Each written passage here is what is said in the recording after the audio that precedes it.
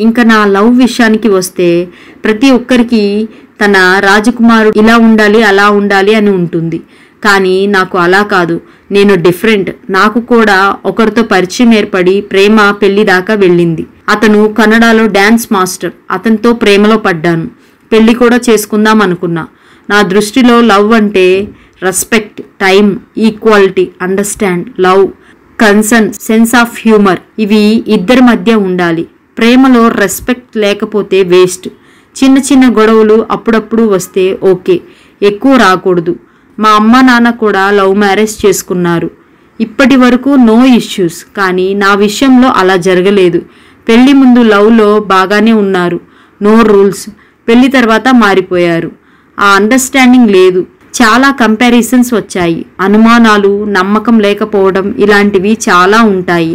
ప్రతిరోజు నటించడం చాలా కష్టం. దానికన్నా దూరంగా ఉండటం బెటర్ అని చెప్పుకొచ్చింది పల్లవి. సోషల్ మీడియాలో నాకు బేబీ ఉందని ప్రచారం జరుగుతుంది. అది నిజం కాదు. నాకు కనుక బేబీ ఉంటే నేనే మీకు చెప్తాను అంటూ ఓ ఇంటర్వ్యూలో చెప్పుకొచ్చింది పల్లవి గౌడ.